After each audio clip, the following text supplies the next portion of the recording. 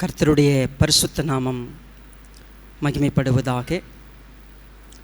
உங்கள் யாவரையும் ஆண்டவராகிய இயேசு கிறிஸ்துவின் நாமத்தில் நான் அன்போடு இந்த செய்தி வேலைக்கு வரவேற்கிறேன். இவ்வளவு பெரிதான விசுவாசம், இப்படிப்பட்ட ஒரு விசுவாசம் என்று சொல்லத்தக்கதான கருப்பொருளைத்தான் நம் கடந்த மாதம் தியானித்துவிட்டு 6வது செய்திக்குள்ளாக வந்திருக்கிறோம். விசுவாசம், நம்முடைய விசுவாசம் நல்ல விதத்தில் துவங்கி இருக்கலாம், நல்ல விதத்தில் வளர்ந்திருக்கலாம். ஆனால் அது நிலைத்திருக்குமா என்பது நம்முடைய கரத்தில் இருக்கிறது. விசுவாசத்தை துவக்குகிறவர் அவர்தான். விசுவாசத்தை, அந்த ஓட்டத்தை நிறைவு செய்ய போகிறோம் அவர்தான். ஆனால் அவரை நாம் பற்றி கொள்ளுகிறோமா, அல்லது இடையில் நமக்கு தடுமாற்றம் வருவதற்கு வாய்ப்பு இருக்கிறதா? ஒரு 5 செய்தியிலையும் 5 விதமான மக்கள் கூட்டத்தை நாம் பார்த்து விட்டோம். 5 விதமான விசுவாசத்தை பார்த்துருக்கிறோம். அதில் ஒன்று அவ்விசுவாசத்தை பார்த்தோம், சீஷருடைய அவ்விசுவாசத்தை பார்த்தோம். இன்றைக்கு நாம் படிக்கக்கூடிய பகுதி மத்தேயு எழுதின சுவிசேஷம் 11வது அதிகாரம் 15 வசனங்கள் இந்த சம்பவம் இருக்கிறது. மத்தேயு 11 முதல் 15 வசனங்கள். இதனுடைய பேரலல் பேசேஜ் எங்கே இருக்கிறது? லூக்கா எழுதின சுவிசேஷம் 7வது அதிகாரம், லூக்கா 7. இந்த லூக்கா 7 பார்த்தீங்கன்னா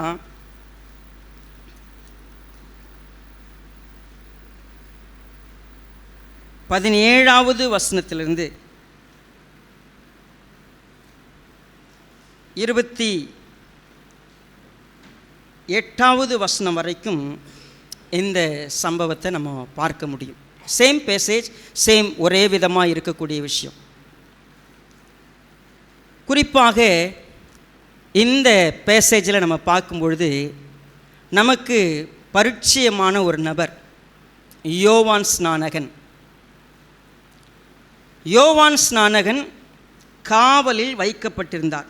2வது வசனத்தில் பார்த்தீங்கன்னா, காவலில் இருந்த யோவான் கிறிஸ்துவின் கிரியைகளை குறித்து கேள்விப்பட்டு தன் சீஷரில் 2 பேரை அழைத்து, வருகிறவர் நீர்தானா அல்லது வேறொருவர் வர காத்திருக்க வேண்டுமா என்று அவரிடத்தில் கேட்கும்படி அனுப்பினான்.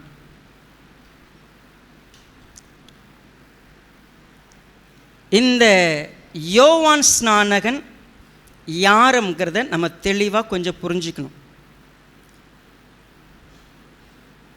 கிறிஸ்து வருவதற்கு முன்பதாக வனாந்தரத்திலே அவருடைய ஃபோர் ரன்னர்னு சொன்னால், வர்றதுக்கு முன்னாடி அறிவிப்பு சொல்ல வருகிறவர். நீங்கள் கிராமங்களில் தெருக்கூத்து நடந்து நீங்கள் பார்த்துருக்கிறதுக்கு வாய்ப்பு இருந்துச்சுன்னா,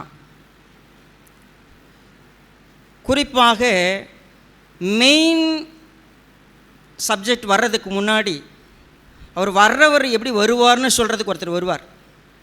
பொதுவாக கட்டியக்காரர்னு சொல்லுவாங்க. அவர் வர்றவரை குறித்து என்னென்னலாம் பில்டப் கொடுக்குமோ என்ன பண்ணுவார், அவர் பயங்கரமாக கொடுப்பார், நமக்கு ஹைப் ஏற்றுவார். அவர் வரப்போகிறவர் எப்படி இருப்பார்னு.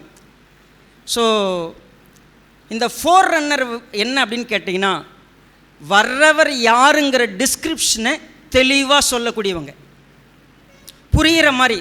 வர்றவர் யார், அவருடைய வேலை என்ன, அவர் எப்படிப்பட்டவர், அவர் எவ்வளோ மேன்மையுள்ளவர்னு விவரித்து சொல்லுவதற்கு ஒருத்தர் முன்னாடி வருவார். இப்போ இயேசு கிறிஸ்து இந்த பூமிக்கு வரப்போகிறார். வர்றவர் யார், அவர் எப்படிப்பட்டவர், என்ன வேலை செய்ய போகிறாரு, அதனால் என்ன நடக்க போகுது, அத்தனை விவரங்களையும் அறிந்த ஒரு நபர் தான் யார்? யோவான் ஸ்நானகன். ஸோ அவர் இந்த பூமிக்கு வந்தார். வந்துட்டு சொல்கிறாரு, மனம் திரும்புங்கள், பரலோக ராஜ்யம் சமீபமாக இருக்கிறது. அப்படி சொல்லிகிட்டு இருக்கிறாரு. நீங்கள் எல்லாரும் மனம் திரும்புங்க, இதோ ஒருவர் வருகிறார், அவர் வரப்போகிறார். அவர் வந்தார்னா தூற்றுக்குடை அவருடைய கைகளில் இருக்கிறது. அவர் வந்து நியாயம் தீர்க்க போகிறார், அதுக்கு முன்னாடியே மனம் திரும்புங்கன்னு சொன்னார். வர்றவர் எப்படிப்பட்டவர்? அவர் என்ன செய்ய போகிறாரு? விவரமாக பேசக்கூடியவர். அதே போல் ஒரு நாள் அவர் எல்லாருக்கும் பிரசங்கம் பண்ணிகிட்டு இருக்கும்போது திடீர்னு ஒருத்தரை பார்க்குறார். அவர் வர்றதை பார்த்த உடனே அவர் என்ன சொன்னார் பாருங்கள். குறிப்பாக 2 விஷயங்களை நீங்கள் யோவான் சுவிசேஷம் 1ஆவது அதிகாரத்தில் என்ன நடக்கிறதுன்னு பாருங்கள். யோவான் 1:26வது வசனத்தை பாருங்கள். யோவான் அவர்களுக்கு பிரதியுத்தரமாக, நான் ஜலத்தினாலே ஞானஸ்நானம் கொடுக்கிறேன், நீங்கள் அறியாதிருக்கிற ஒருவர் உங்கள் நடுவில் நிற்கிறார், அவர் எனக்கு பின்வந்தும் என்னிலும் மேன்மையுள்ளவர், அவருடைய பாதரட்சியின் வாரை அவிழ்ப்பதற்கும் நான் பாத்திரன் அல்ல என்றான். இவைகளை யோர்தானுக்கு அக்கறையில் யோவான் ஞானஸ்நானம் கொடுத்து வந்த பெத்தாபிராவிலே நடந்தன. மறுநாளிலே யோவான் இயேசுவை தன்னிடத்தில் வர கண்டு, இதோ உலகத்தின் பாவத்தை சுமந்து தீர்க்கிற தேவாட்டுக்குட்டி, எனக்கு பின் ஒருவர் வருகிறார், அவர் எனக்கு முன்னிருந்தபடியால் என்னிலும் மேன்மையுள்ளவர் என்று நான் சொன்னேனே, அவர் இவர்தான். நானும் இவரை அறியாதிருந்தேன், இவர் இஸ்ரவேலுக்கு வெறிப்படும் பொருட்டாக நான் ஜலத்தினாலே ஞானஸ்நானம் கொடுக்க வந்தேன் என்றான். நல்லா புரிஞ்சுக்குங்க. இயேசுவானவர் இந்த பூமிக்கு வரும்பொழுது இவர்தான் மேசியா, இவர்தான் கிறிஸ்து. அதில் ரொம்ப தெளிவான ஒரு நம்பிக்கையை யோவான் கொண்டிருந்தார். இன்னும் சொல்ல போனால் அவரிடத்தில் கொஞ்சம் பேர் விசாரிக்கிறாங்க, நீங்கள் யாருங்க, உங்களுடைய ஒர்க் என்ன, உங்களுடைய பொசிஷன் என்ன, உங்களை பற்றி கொஞ்சம் சொல்லுங்களேன்னு சொன்னால், ஒருவேளை நீங்கள் தான் கிறிஸ்துவான்னு எல்லாரும் கேட்குறாங்க. கொஞ்சம் முன்னாடி நீங்கள் போய் படிச்சிங்கன்னா தெரியும். குறிப்பாக 19வது வசனம் பாருங்கள். எருசலேமிலிருந்து யூதர்கள் ஆசாரியரும் லேவியரையும் யோவானிடத்தில் அனுப்பி, நீர் யார் என்று கேட்டபொழுது அவன் மறுதலியாமல் அறிக்கையிட்டதுமன்றி நான் கிறிஸ்து அல்ல என்றும் அறிக்கையிட்டான். தெளிவாக சொல்லப்படுகிறது, நான் கிறிஸ்து கிடையாது. நிறைய பேர் நினச்சாங்க நீ தான் கிறிஸ்துவான்னு கேட்டாங்க. நான் கிறிஸ்து கிடையாது, அவர் எனக்கு பின்னால் வரார். முன்னால் அறிவிக்க வந்த, நம்ம லாங்குவேஜில் சொன்னால் நான் ஒரு தண்டோரக்காரன். நான் விவரமாக என்ன நடக்க போகிறது, யார் வரப்போகிறாருன்னு சொல்கிற ஆள். இயேசுவானவர் வந்தார், பார்த்த உடனே புரிஞ்சுக்கிட்டான், இவர் தான் அந்த கிறிஸ்து, இவர் தான் உலகத்தின் பாவத்தை சுமந்து தீர்க்கிற தேவ ஆட்டுக்குட்டி. தெளிவாய் அவனுக்கு தெரிகிறது, இவரை நான் அறியாதிருந்தேன், நான் இப்பொழுது அறிந்து கொண்டேன். நல்லா கவனிங்க. நம்முடைய இன்டலெக்சுவலாக, நம்முடைய அறிவில் நிறைய விஷயங்களை நம்ம புரிஞ்சிருப்போம். நமக்கு இயேசுவானவர் யாருன்னு தெரியும், இயேசுவானவரை பற்றிய விவரங்கள் தெரியும், எல்லா அற்புத அடையாளங்களை வாசித்திருக்கிறோம், வேதம் முழுக்க நம்மளால் விலைக்கு கூட சொல்ல முடியும். அந்த நிலைமையில் இருந்து வளர்ந்து மிக எஃபெக்டிவாக ஊழியம் செய்யக்கூடிய ஒரு மனிதன். யோவானை மாதிரி ஊழியம் செஞ்சவங்க யாரும் இல்லை. அவ்வளோ பயம் மக்களுக்கு. யோவானை பார்த்தா ராஜாவுக்கு பயப்படலை, ஆசாரியர்களுக்கு பயப்படலை, போர்ச்சேவர்களுக்கு பயப்படலை, யாருக்கும் பயப்படலை. வனாந்தரத்தில் உண்டான சத்தம், யாராவது அங்கே வர்றவங்கள பார்த்த உடனே நீங்கள் சொல்லுங்கள், டேர் டு சே, வர்றவங்கள பார்த்தோன்னே விரியன் பாம்பு குட்டிகளேன்னு சத்தம் போட்டு சொல்லியிருக்கிறார். வர்றவங்களாம், டே விஷம் முடிச்ச ஆளுங்களா, நீங்கள் எதுக்குடா இங்கே வந்தீங்க சொல்லுங்களேன். அதிகாரத்தோடு இருக்கிறவங்கள பார்த்து இவ்வளோ தைரியமாக பேசுறதுக்கு எவ்வளோ கட்ஸ் வேணும். என்ன வயசு தெரியுங்களா யோவானுக்கு? 31 வயசு. 31 வயசுனா என்ன எஃபெக்டிவ் இருக்கும்? பயங்கர போல்டு, ஸ்ட்ராங்கான ஒரு மனுஷன். எங்கே போனாலும் அவன் பார்த்தீங்கன்னா எங்கேயும் வீட்டில் உட்காந்துருக்கிற ஆள் கிடையாது, ஊரில் வளர்ந்த ஆள் கிடையாது, காட்டில் வளர்ந்தான். அவன் சாப்பாடே வித்தியாசம், அவன் உடை வித்தியாசம், அவனுடைய மேனரிசம் வித்தியாசம், அவன் பேச்சு வித்தியாசம், ஷார்ப்பாக இருக்கும் அவன் பேச்சு. அந்த அளவுக்கு வளர்ந்து வந்த ஒரு நபர். இயேசுவானவர் வருகிறார். வந்த உடனே உம்மாலே நான் ஞானஸ்தானம் பெற வேண்டியதாக இருக்க, நீர் என்னிடத்தில் வரலாமான்னு இயேசுக்கிட்ட கேட்குறான். அப்போ இயேசுவானவர் சொன்னார், நீ இடம் கொடு, இப்படி எல்லா நீதையும் நிறைவேற்றுவது நமக்கு வேண்டுவதாக இருக்குதுன்னு சொன்னார். ஞானஸ்தானம் கொடுக்குறான். ஞானஸ்தானம் கொடுத்த உடனேயே வானத்திலிருந்து ஒரு சத்தம் உண்டாகிறது, இவர் என்னுடைய நேசகுமாரன், இவரில் நான் பிரியமாயிருக்கிறேன்னு சத்தம் வந்துச்சு. யோவான் அதை கேட்குறான். இயேசுவானவர் தன்னுடைய ஊழியத்தை ஸ்டார்ட் பண்ணிட்டார். இந்த பூமியில் மேசியா வந்து அபிஷேகம் பண்ணதே யாருன்னு கேட்டால் யோவான் தான். எல்லாம் நடந்துருச்சு. இயேசுவானுடைய ஊழியம் பெருக ஆரம்பிச்சிச்சு. அவர் பெருகவும் நான் சிறுகவும் வேணும்னு ஊழியத்தில் கொஞ்சம் கொஞ்சமாக அப்படியே டவுன் ஆகிட்டே இருக்குது. திடீர்னு ஒரு நாள் யோவானை பிடிச்சி கொண்டு போய் சிறையில் போட்டாங்க. யோவான் செஞ்சது தைரியமாக, நீ செய்கிறது பாவன்னு ராஜாவுக்கு விரோதமாக பேசினாப்புல பிடிச்சி கொண்டு போய் சவுத்துக்குள்ளே வச்சிட்டாங்க.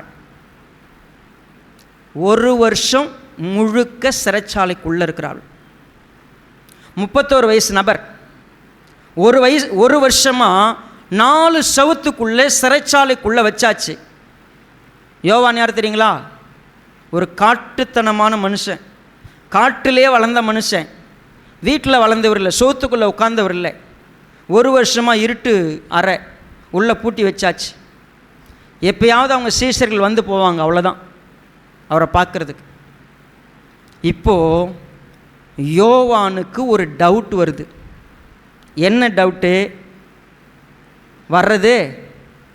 நீங்கள் தானா இல்லை வேற ஒருத்தர் வரணுமா? என்ன ப்ராப்ளம்? கிறிஸ்து வந்திருந்தார்னா இந்த 1 வருஷமாக நான் எங்கே இருக்க மாட்டேன்.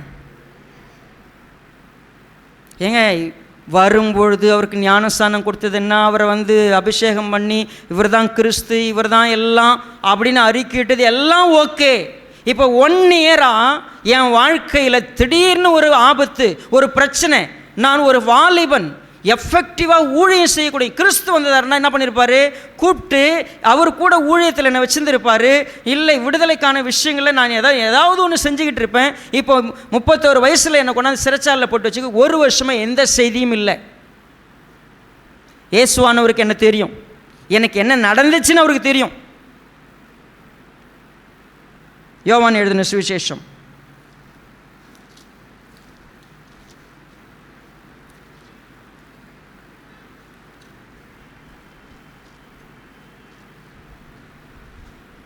24வது வசனம் பாருங்க, குறிப்பாக 3வது அதிகாரத்தில்.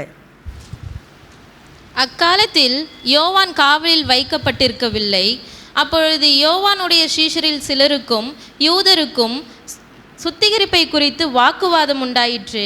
அவர்கள் யோவானிடத்தில் வந்து, ரபி, உம்முடனே கூட யோர்தானுக்கு அக்கறையில் ஒருவர் இருந்தாரே, அவரை குறித்து நீரும் சாட்சி கொடுத்தீரே, இதோ அவர் ஞானஸ்நானம் கொடுக்கிறார், எல்லாரும் அவரிடத்தில் போகிறார்கள் என்றார்கள். பாருங்க, ஒரு நேரத்தில் யோவான் ஒரு ஊழியத்தை சிறப்பாக செஞ்சுக்கிட்டு இருக்கிறார். யோவான் காவலில் வைக்கிறதுக்கு முன்னாடியே நிறைய பேருக்கு ஞானஸ்தானம் கொடுத்துக்கிட்டு இருக்கிறார். ஊழியம் பிரபலமாகிட்டு இருக்கு. ஆனால் திடீர்னு ஒரு நாள் யோவானை பிடிச்சி சிறைச்சாலையில் வச்சுட்டாங்க. யோவானை சிறைச்சாலையில் வைத்திருக்கிறார்கள் என்று இயேசு கேள்விப்பட்டு ஊழியத்தை இன்னும் ஃபாஸ்ட்டாக செய்ய ஆரம்பித்தார். அவர் ஊழியம் தான் செய்ய ஆரம்பித்தார்.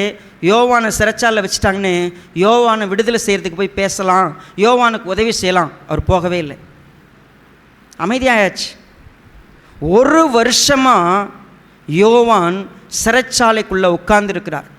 நல்லா புரிஞ்சுக்கங்க, தான் ஏன் இந்த உலகத்துக்கு வந்தேன், தன்னுடைய வேலை என்ன, எல்லாம் தெளிவாய் புரிந்து இந்த உலகத்துக்கு வந்த கிறிஸ்துவை பார்த்து இவர்தான் உலகத்தின் பாவத்தை சுமந்து தீர்க்கிற தேவ ஆட்டுக்குட்டின்னு அறிக்கையிட்டு அவரை அபிஷேகித்து அவருடைய தேவனுடைய சத்தத்தை கேட்டு அவர் பெருகணும், நாசு இருக்கணும், அவருடைய பாதரட்சன் வார அவிழ்க்கிறது கூட தகுதி கிடையாது. இந்த அளவுக்கு கிளாரிட்டியாக இருந்த மனுஷனுக்கு திடீர்னு ஒரு டார்க் பீரியட் வருது. ஏன்னா சொந்த வாழ்க்கையில் எந்த ப்ராக்ரஸும் இல்லை. எல்லாரும் பார்த்தீங்கன்னா இயேசுவானவர் ஊழியத்துக்கு போகிறார். எங்கே போனாலும் மக்களுக்கு விடுதலை கிடைக்கிறது. அவர் அற்புதங்களை செய்கிறார், அவர் அடையாளங்களை செய்கிறார். இன்னும் சொல்ல போனால் யோவானுக்கு எப்படிப்பட்ட சங்கதிகள்லாம் வருதுன்னு கேட்டிங்கன்னா, இப்போ ஏன் இந்த டவுட் வந்துச்சுன்னு ஒரு கான்டெக்ஸ்ட் இருக்கணும். இல்லை, லூக்கா எழுதின சுவிசேஷத்துக்கு வாங்களேன், 7வது அதிகாரம்.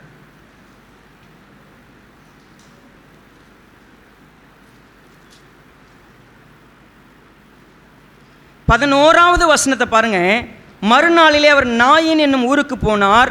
அவருடைய சீஷர் அநேகரும் திரளான ஜனங்களும் அவருடனே கூட போனார்கள்.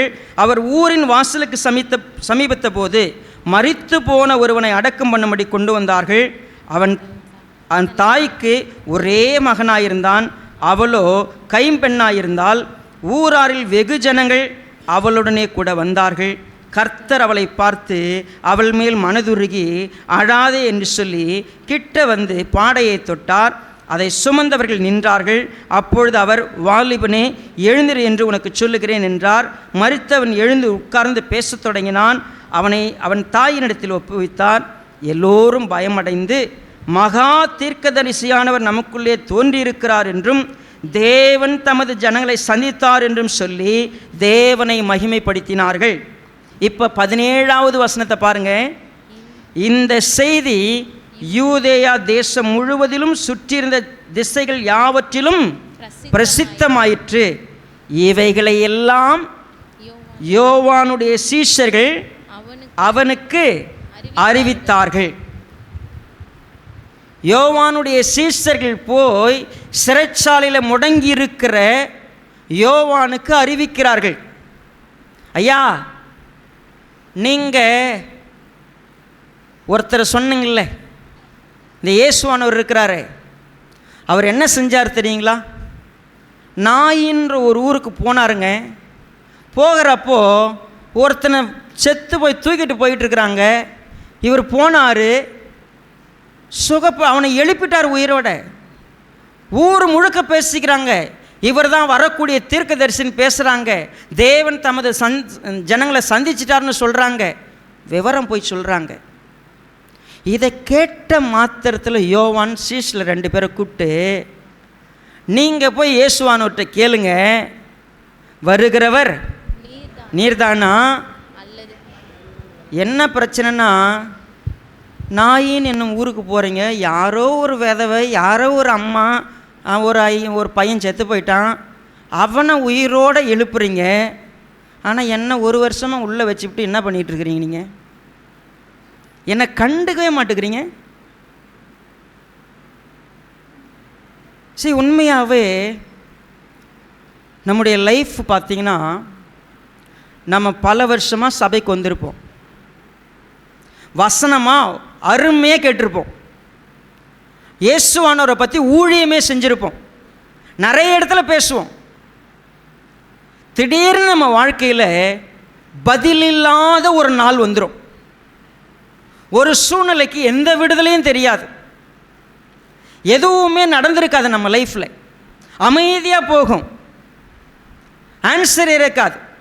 நம்ம சங்கீதம் 13 வாசித்தோம் இல்லை, 1-2 வசனங்கள். இப்போ வெள்ளிக்கிழமை வாசித்தோம், ஆமாம் தானே? இன்னொரு முறை வாசிக்கலாமா? அதே சங்கீதம் 13:1-2. கர்த்தாவே, கர்த்தாவே, எதுவரைக்கும் என்னை மறந்திருப்பீர்? எதுவரைக்கும் என்னை மறந்திருப்பீர்? எதுவரைக்கும் உம்முடைய முகத்தை எனக்கு மறைப்பீர்? எதுவரைக்கும் உம்முடைய முகத்தை எனக்கு மறைப்பீர்? என் இருதயத்திலே சஞ்சலத்தை நித்தம் நித்தம் வைத்து எதுவரைக்கும் என் ஆத்மாவிலே ஆலோசனை பண்ணி கொண்டிருப்பேன்? எதுவரைக்கும் என் சத்துரு என் மேல் தன்னை உயர்த்துவான்? பாருங்க, இப்ப சொல்ல போனா யோவான் எஃபெக்டிவா ஊழியம் பண்ணவர், உண்மையா ஊழியம் பண்ணவர், உண்மையா பிரசங்கம் பண்ணவர், நல்ல வாலிபன், கர்த்தருக்காக இந்த உலகத்துக்கு வந்த மனுஷன். திடீர்னு ஒரு நாள் பிடிச்சி கொண்டு உள்ளே போட்டாங்க. எந்த செயலும் கிடையாது, எந்த ஆக்டிவிட்டியும் இல்லை, உள்ளே வச்சாச்சு. வாழ்க்கையே முடங்கி போச்சு. நீங்கள் யோசிங்க, நம்ம லைஃப்பில் நம்ம யாரை நம்புகிறோமோ அவர் மூலமாக நம்முடைய வாழ்க்கையில் எந்த அசைவும் இல்லைன்னு சொன்னால் நம்ம விசுவாசம் ஒரு கேள்விக்குரிய இடத்துக்கு வந்து நிற்கும். எல்லாரும் சொல்கிறாங்க அந்த ஊருக்கு போனால் ஒருத்தவங்களை உயிரோடு எழுப்பியிருக்கிறாரு, இங்கே போனால் குருடனை கண்ணை திறந்துருக்கிறாரு, அங்கே குஷ்டரோகியை சுகமாக்கிறார், இங்கே ஒரு திமிர்வாதக்காரனை எழுப்பி நடக்க வச்சிருக்கிறாரு. எல்லாம் நடக்குது. என் வாழ்க்கையில் ஏன் நடக்கலை? நான் ஏன் இப்படி உட்காந்துருக்கணும்? மிகப்பெரிய கேள்வி இல்லை? நம்ம வாழ்க்கையில் ஒரு சில விஷயங்கள் நடக்கலைங்கிற இடத்துக்கு வரும்பொழுது டவுட் வர்றது இயல்பு தான்.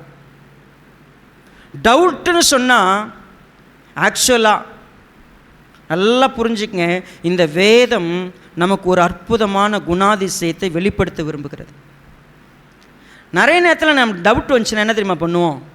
நமக்குள்ளே போட்டு குழப்பி நாம் கெட்டு போகிறதுக்கு டவுட்டு நம்மளை ஒரு இடத்துக்கு கொண்டு போய் விட்டுரும். சீரியஸாக சொல்கிறேங்க, டவுட் வந்துச்சுன்னா கேட்கணும்.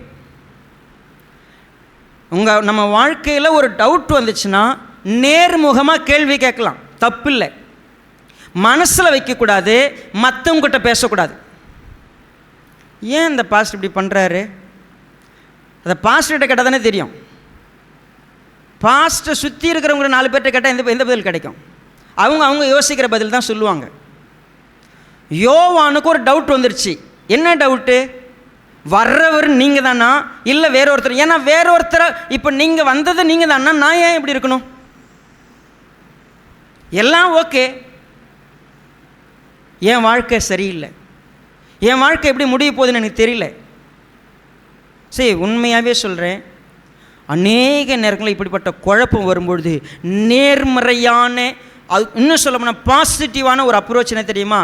எனக்கு உங்கள் மேலே ஒரு டவுட் வருதா, நான் கேட்குறேன், கிளாரிஃபை பண்ணிக்கலாம், பிரச்சனை இல்லை. தயவு செய்து வாழ்க்கையில் எனக்கு ஒரு சந்தேகம் வருது, சந்தேகம் வர்றது தப்பில்லை, சந்தேகத்தினால நம்ம நடக்கக்கூடிய விஷயங்கள் தான் தப்பு. ஏன்னா சந்தேகத்தை கிளாரிஃபை பண்ணாமலே நாமே ஒரு முடிவுக்கு வந்து நாம் என்ன பண்ண தெரியுமா? நீங்கள் அப்படித்தான் ஒரு முடிவுக்கு வந்து போயிடும். இவர் இல்லைங்க, வர்றவர் இவர் கிடையாது, இவராக இருந்தால் என்னை விடுதலை பண்ணியிருப்பார், அதனால் நான் என்ன செய்கிறேன் தெரியுமா? இனிமேல் அவரை நம்ப போகிறதில்ல அப்படின்னு போகல. இனிமேல் அவர்கிட்ட பேசக்கூடாது, இனிமேல் அவரை விட்டு ஒதுங்கியிருக்கலாம், அவர் சரி கிடையாது, இவர் செய்கிறதெல்லாம் தப்பு அப்படின்னு ஒரு முடிவுக்கு வந்துடும். ஆனால் யோவான் அப்படி பண்ணல. 2 பேரை கூப்பிட்டு நீங்கள் போய் கேட்டு வாங்க அவர்கிட்ட நேரடியாக.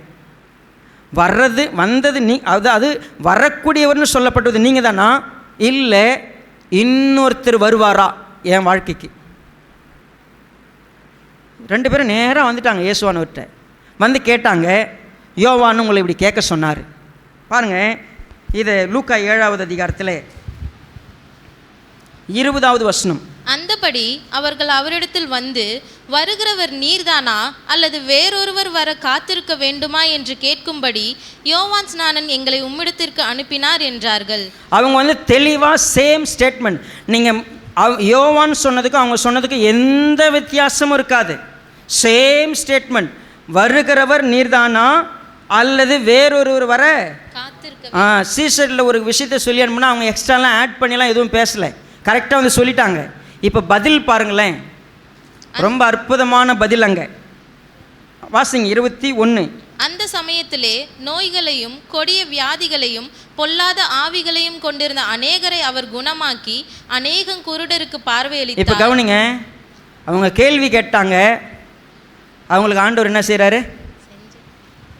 பதில் சொல்கிறாரு. பேசினாரா?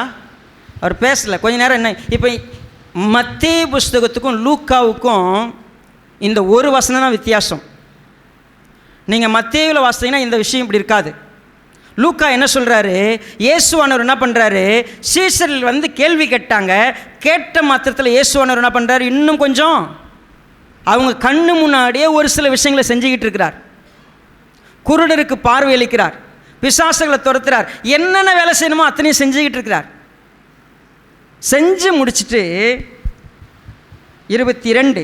இயேசு அவர்களுக்கு பிரதி உத்தரமாக, நீங்கள் போய் கண்டவைகளையும் கேட்டவைகளையும் யோவானுக்கு அறிவியுங்கள். பதில் இதாங்க,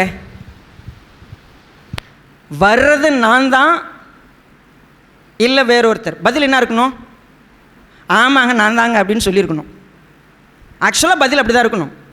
ஏப்பா என்னப்பா யோவான் இப்படி ஒரு கேள்வி கேட்குறான், அவன் தான்ப்பா என்ன அங்கே ஞானஸ்தானம் கொடுத்தான், அவனுக்கு தெரியாதா தேவன் அழகாக அவனுக்கு வெளிப்படுத்தினார், வானத்திலேருந்து சத்தம் உண்டாச்சு.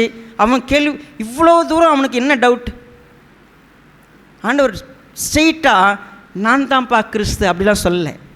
பதில் சொல்கிறாரு, நீங்கள் பார்த்ததையும் கேட்டதையும் போய் சொல்லுங்கள். என்ன பிரச்சனை? கேள்வி கேட்டவனுக்கு என்ன பிரச்சனைனா, எனக்கு ஏன் நடக்கலைன்னு தான் பிரச்சனை. இப்போ இந்த சம்பவம் எங்கே ஆரம்பிக்குது? நாயினூறு விதவைக்கு ஒரு அற்புதம் நடந்திருக்கு, உலகம் முழுக்க பேசிக்கிறாங்க. இந்த சங்கதியை போய் சீசர்கள் போய் அறிவிக்கிறாங்க. யோவானுடைய சீசர்கள் போய் சொன்ன மாத்திரத்துலாம் டவுட்டே வந்துச்சு. என்ன டவுட்டு? ஊரில் இருக்கிறவங்களுக்கெல்லாம் உதவி செய்கிறாரு, எனக்கு ஒன்றும் பண்ணல, என்னது? அப்போ வேற ஒருத்தராக வருதானா? இப்போ பதில் என்ன?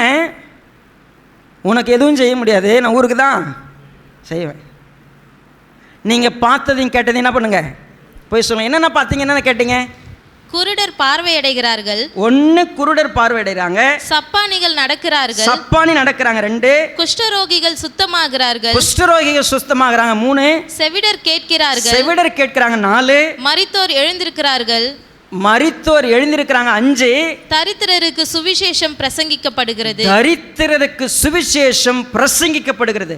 6 காரியத்தை நீங்க பார்த்தீங்க, கேட்டீங்க. அப்போ அந்த 6 காரியம் நடக்கிற வரைக்கும் சீசர்கள் என்ன பண்ணியிருக்கிறாங்க? பார்த்துருக்குறாங்க. கேள்வி கேட்டாங்க, வர்றது நீதானா இல்லை வேற ஒருத்தர் வரணுமா?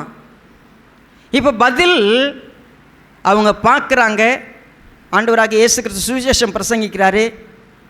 நீங்கள் போய் யோவான்கிட்ட நீங்கள் பார்த்ததையும் கேட்டதையும் போய் சொல்லுங்கள். ஒரு நிமிஷம் இந்த வேதாகமத்தை வச்சுட்டு அப்படி கர்த்தரை நோக்கி பாருங்களேன். அநேக நேரங்களில் நான் ஒரு வேளை இடுக்கமான இடத்துல நின்னா, என் வாழ்க்கையில் ஏதாவது அப்ளை ஆச்சுன்னா என் விசுவாசம் நல்லாயிருக்கும். எனக்கு ஏதாவது நடந்தால் ஓகே, எனக்கு நடக்கலை, ஊருக்கெல்லாம் நடக்குதுன்னு சொல்கிறாங்க, எனக்கு எதுவுமே நடக்கலைன்னா எனக்கு ஏன் விசுவாசம் இருக்கணும்? ஆபகுக்குன்னு ஒரு புஸ்தகம் இருக்கு இல்லையா? அந்த புஸ்தகத்தை கொஞ்சம் வாங்கலாம் என் கூட. 2வது அதிகாரம் 1வது வசனம் படிங்க. நான் என் காவலிலே தரித்து, நான் என் காவலிலே தரித்து அரணிலே நிலை கொண்டிருந்து, அவர் எனக்கு என்ன சொல்லுவார் என்றும் அவர் என்னை கண்டிக்கும் போது நான் என்ன உத்தரவு சொல்லுவேன் என்றும் கவனித்து பார்ப்பேன் என்றேன். ஆபகுக்கு ஒரு சிறைச்சாலையில் உட்கார்ந்துக்கிட்டு கர்த்தர் எனக்கு என்ன பதில் சொல்லுவார்னு நான் என்ன பண்ணுவேன்? வெயிட் பண்ணுறேன். குறிப்பாக கர்த்தர் ஒரு சில நேரங்களில் இக்கட்டான சூழ்நிலை நமக்கு என்ன சொல்லுவார்னு கவனிக்கிற ஒரு மனப்பான்மை நமக்கு வேணுமே ஒழிய முடிவை நாம் எடுத்துடக்கூடாது. இந்த ஆபகுக்கு திரும்ப இன்னொரு முறை பார்க்கலாம். தயவுசெய்து கவனிங்க. இங்கே இருக்கிற விசுவாச குடும்பங்கள் அநேகர் ஒரு சில நேரங்களில் கர்த்தரை விட்டு பின்மாற்றத்துக்குள்ளே போகிறதுக்கு என்ன காரணம் தெரியுங்களா? நான் நல்லா தாங்க வந்தேன், நான் விசுவாசமாக தான் வந்தேன், நம்பிக்கையோடு தான் வந்தேன், இவ்வளோ நாள் நான் கர்த்தருக்காக பிரயாசப்பட்டேன், ஆனால் என் வாழ்க்கையில் எந்த மாற்றமும் இல்லை, எந்த முன்னேற்றமும் இல்லை, எந்த பதிலும் இல்லை.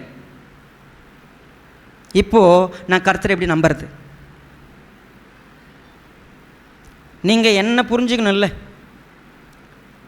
நானும் 2007 நவம்பர்லேருந்து இப்படி தான் உங்களுக்கு பிரசங்கம் பண்ணியிருக்கிறேன். 2007லேருந்தே அந்த தூங்குறவங்க அப்படியே தான் தூங்குறீங்க. பதில் இல்லையே, உங்ககிட்ட மாற்றம் இல்லையே, நான் என்னைக்காவது சோர்ந்து போயிருக்கிறேன்னா? இப்பயும் நான் சொன்ன பிறகு அப்படியே பாஸ்டர் நான் தூங்கி நிற்கிறேன்னு பார்க்குறீங்க என்ன? அது எப்படிங்க உங்களுக்கு? எனக்கு புரியல. கண்ணை மூடி தலை கவுந்து சத்தம் கூட லைட்டாக கொரட்டை கூட வரும் போல் இருக்குது, ஆனால் உங்களை பற்றி தான் பேசணும் மட்டும் இப்படி உங்களுக்கு தெரியுதுன்னு எனக்கு தெரியல. தூங்குறீங்கன்னு சொன்னோடனே விழிச்சுக்கிறீங்க. கிரேட், உங்களுக்கு கை தட்டிடலாம். சரியா? நான் இங்கேருந்து எண்ணி பார்த்தா இந்த கனநித்திரைன்னு ஆவி இருக்குது பாருங்களேன்.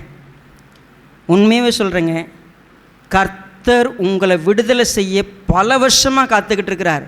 ஆனால் உங்களுக்கு தான் விருப்பம் இல்லை. ஆச்சரியமாக இருக்குது.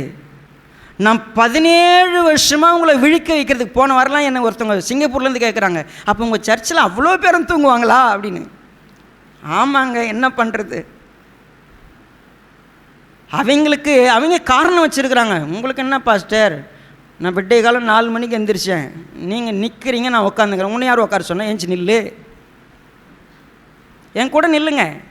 நான் இப்போ 2 மணி நேரம் நான் நின்று தான் ஆகணும். இன்றைக்கி நான் உட்காரவே இல்லை, நான் நிற்கிறேன், நீங்கள் நில்லுங்க. உங்களுக்கு கர்த்தருடைய வசனம் வேணும்னா நல்லா புரிஞ்சுக்கங்க. ஏன் நான் இந்த பாடுபட்டு சொல்லிகிட்டு இருக்கிறேன்னா, அநேகர் நீங்கள் நினைக்கலாம் நான் 30 வருஷம் விசுவாசி, 25 வருஷம் விசுவாசி. பாருங்கள், யோவானுக்கு டவுட் வரும்னா இந்த உலகத்தில் யாருக்கும் வராதெல்லாம் கிடையாது. நீங்கள் உங்களை பெரிய விசுவாசின்னு நினச்சிக்காதீங்க. நீங்கள் ஒரு நாள் சோர்ந்து போவீங்க, நீங்கள் ஒரு நாள் குழப்பம் அடைவீங்க, நீங்கள் ஒரு நாள் சந்தேகத்தோட கர்த்தரை நான் நம்பலாமான்னு ஒரு கேள்வி வரும். ஏன் தெரியுமா? உங்கள் வாழ்க்கையில் மட்டும்தான் பதில் இல்லை, மற்றவங்களுக்குலாம் பதில் இருக்குது. இப்போ பதில் என்ன? யோவானுக்கு ஒரு பதில் அனுப்புகிறாரு. நீங்கள் கண்டதையும் கேட்டதையும் போய் சொல்லுங்கள். என்னென்ன 6 காரியங்களை சொல்லிட்டார். இதெல்லாம் நடக்குது. அப்போ என் வாழ்க்கையில் நடக்கலைன்னா, தேவன் என் வாழ்க்கையில் செஞ்சாதான் நான் நம்புவேன்னா, அப்படி ஒரு விசுவாசமே வானாப்பா போப்பா. நீ அப்படி ஒரு விசுவாசியாக வரணும்னு நான் உனக்கு செய்யணும் அவசியம் இல்லை. தேவன் எப்போ யாருக்கு தேவையோ அவங்கள செய்வார். திடீர்னு கெஞ்சிறவனுக்கும் செய்வார், சும்மா போகிறவனுக்கும் செய்வார், கேட்காதவனுக்கு கூட செஞ்சுட்டு போயிடுவார். நீ கேட்குற இடத்துல இருக்கிற இல்லை, அவருக்கு சித்தமானா செய்வார். அவருக்கு சித்தம் இல்லையா, நீ கவலையே படாத. உன்னை எங்கே வைக்கணுமோ அங்கே சரியாக வைப்பார். ஏன்னா சிறையிலேருந்து இன்னும் வெளியே வர போகிறதே கிடையாது யோவான். அவன் அப்படியே சாக போகிறான், அவன் மரிக்க போகிறானோ ஆண்டவருக்கு தெரியும். தேவன் ஒருத்தருடைய வாழ்க்கையில் ஒன்றும் செய்யலையா, he knows his purpose. யோவான் வந்த நோக்கம் நிறைவேற போகுது. யோவானை குறித்து என்ன நம்ம யோசிக்கலாம். டவுட் இருந்துருச்சு, இவ எக்ஸ்பிளைன் பண்ணிட்டாரு, யோவானுக்கு போய் சொல்லிடுங்க. இயேசு கிறிஸ்துவுக்கு தெரியும் அவனுடைய டவுட் மட்டும்தான். அந்த டவுட் கிளியர் ஆச்சுன்னா அவனுடைய உள்ளம் மிகப்பெரிய தெளிவாக மாறிடும். அவனுக்கு ஒரு டவுட் இருந்துச்சு, வர்றது அவர் தானா இல்லை வேற ஒருத்தர் வரணுமா? ஏன்னா என்னால் எக்ஸ்பீரியன்ஸ் பண்ணி பார்க்க முடியல. போய் எக்ஸ்பிளைன் பண்ணுங்க யோவானுக்கு. நடக்கிறத பார்த்தீங்கல்ல, கேட்டிங்கள, போய் சொல்லுங்கள், I know who is John. யோவான் யாருன்னு எனக்கு தெரியும். பதில் போயிடுச்சுங்க, அங்கே பதில் அனுப்பிட்டார். அனுப்பின பிற்பாடு இயேசுவானவர் பேசுகிற வார்த்தை இருக்குது பாருங்கள், அதுதான் நம்ம இன்னைக்கு கவனிக்க போகிறோம். நல்லா பாருங்கள், லூக்கா 7:23 வசனம். என்னிடத்தில் இடரல் அடையாதிருக்கிறவன் எவனோ அவன் பாக்கியவான் என்றார். இதுதான்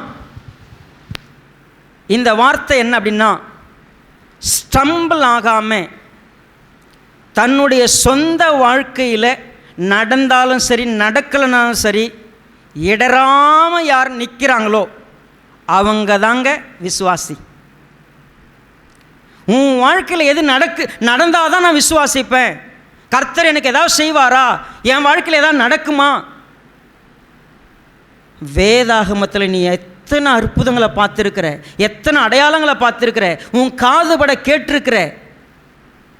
இன்னைக்கு ஒருவேளை ஒரு மகன் ரட்சிக்கப்பட்ட சாட்சியை நம்ம கேட்குறோம். இந்த சாட்சியை கேட்டு திருந்தலைன்னா என் வாழ்க்கையில் கர்த்தர் என்கிட்ட தனியாக பேசிட்டோம் இல்லை, மதனோட வாழ்க்கையில் பேசினார்னு நீ என்னைக்கு புரிஞ்சுக்கிறியோ அன்னைக்கு உனக்கு விடுதலை.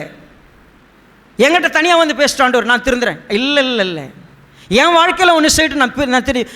அப்போ மதன்கிட்ட பேசியிருக்கிறாரா, என்கிட்ட பேசுறதுக்கான வல்லவர் அவரை நான் மதனுடைய வாழ்க்கையிலே நான் பார்க்குறேன், அவ்வளோதான். ஏன் தனிப்பட்ட வாழ்க்கையில் பார்க்கணுன்னு அவசியம் இல்லை. நிறைய நேரத்தில் நாம் கர்த்தரை பார்க்குற விதத்தில் தப்பு இருக்கும், குழப்பம் இருக்கலாம். நேரடியாக கர்த்தர்கிட்ட கேட்டு கர்த்தர் எனக்கு புரிய வைங்கன்னு சொன்னால் கர்த்தர் என்ன செய்யறது தெரியுங்களா, புரிய வைக்க விரும்புகிறார். அப்படி ஒரு வார்த்தை சொல்கிறார், நீ உன் விசுவாசத்தில் ஒரு நாளும் இடறி போகாத.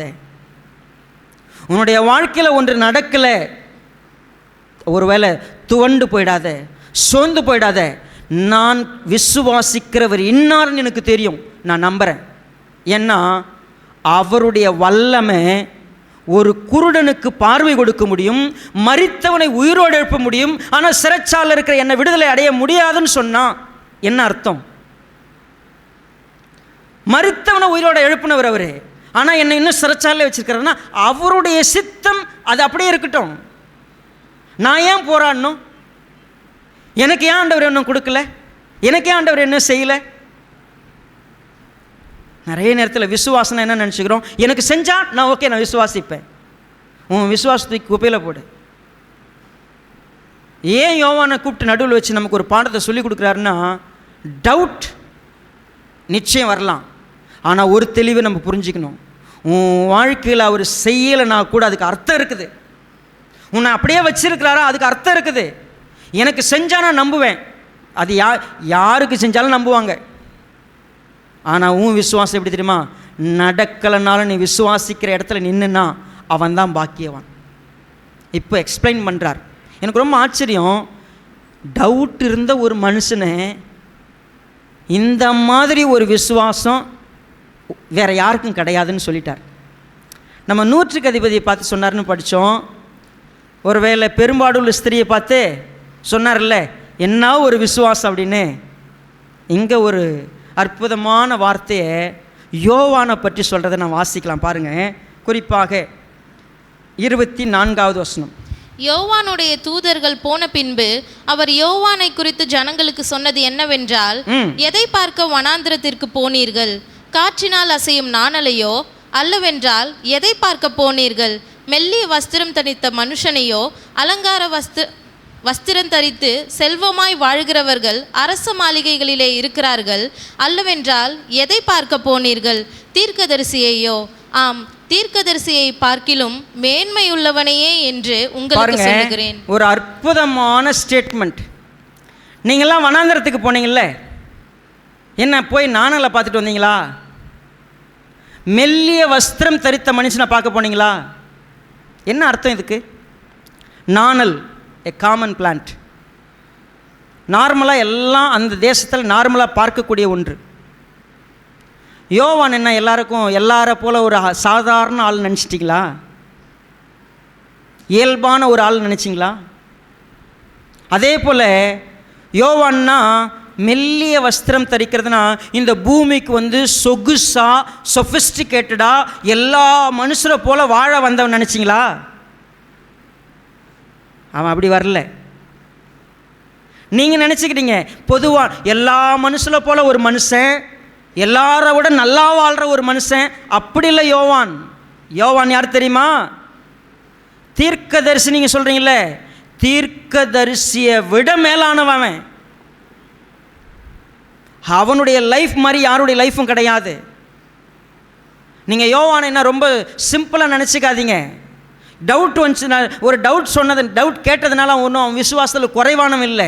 அவனுக்கு விசுவாசம் இருந்துச்சு. விசுவாசம் இருந்ததில் அவனுக்கு ஒரு கேள்வி, என்னை ஏன் ஆண்டவர் இப்படி வச்சிருக்கிறான்னு ஒரு சந்தேகம் இருந்துச்சு. ஆனால் இப்போ அவனுக்கு பதில் அனுப்பப்பட்டுடுச்சு. பதில் கேட்ட உடனே அவன் தெளிவாக மரணத்துக்கு தன்னை ஒப்பு கொடுக்க தயாராக இருக்கிற ஒருத்தவன்.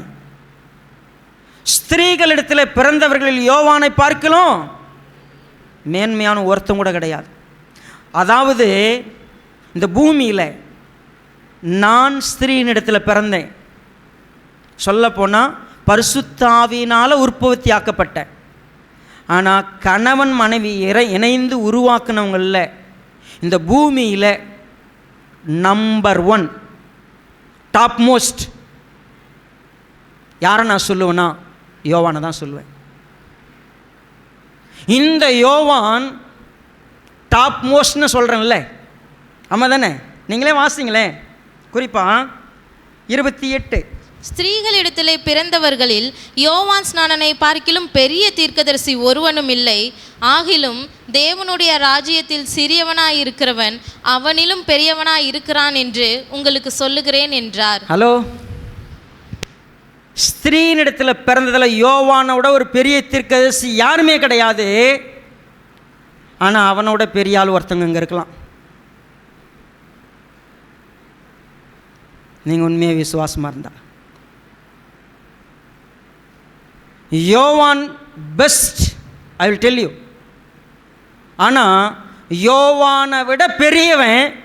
இந்த சத்தத்தை கேட்டுனுக்கிறீங்களே, இங்கே இருக்கிற யாரோ ஒருத்தவங்க இருக்கலாம். யார் அது? என்னிடத்தில் இடரல் அடையாமல் விசுவாசத்தில் உறுதியாக இருந்து, கர்த்தாவே உம்முடைய சித்தத்தை நிறைவேற்றுங்க, நான் ஒரு நாளும் உங்களை கேள்வி கேட்க மாட்டேன்.